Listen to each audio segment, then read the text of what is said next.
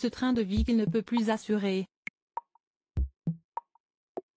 Éric Dupond-Moretti connaît le coût de la vie. Issu d'une famille très modeste, élevé par sa mère après la mort de son père, il n'a connu la gloire et la fortune que grâce à son travail et son talent. Ministre de la Justice du gouvernement Macron depuis 3 ans, l'ogre des prétoires a dû laisser sa robe au placard après 35 ans de barreau et se contenter d'un salaire beaucoup moins élevé. Invité de quelle époque? Ce 3 juin 2023, Éric Dupond-Moretti a confié « J'ai divisé mes revenus par 10 ». Interrogé à ce sujet par Christophe de Chavannes qui lui faisait remarquer à juste titre que le poste de ministre était beaucoup moins intéressant financièrement que le métier d'avocat pénaliste au niveau auquel il le pratiquait, le ministre de la Justice a dit n'avoir aucun regret.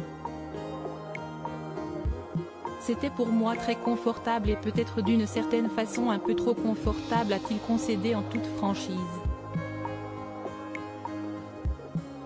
Éric Dupond-Moretti, les membres de sa galaxie en quelques images. Éric Dupond-Moretti menacé à l'approche de l'été. Bien qu'un poste depuis juillet 2020, Éric Dupond-Moretti fait encore l'objet de critiques venues du sein même du camp présidentiel.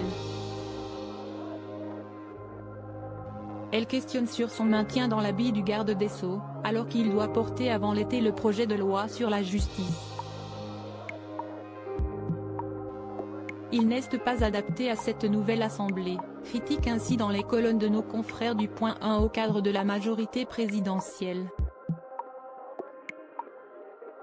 Il est daté dans la manière dont il combat le RN. Lorsqu'Éric Dupond-Moretti est nommé ministre de la Justice, le parti présidentiel compte 314 députés, et 351 avec ses alliés.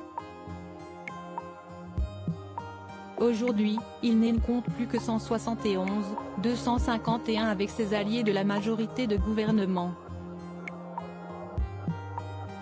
Le RN compte, pour la première fois de son histoire, 88 députés. Un vrai défi pour le ténor du barreau. Crédit photo, capture France 2.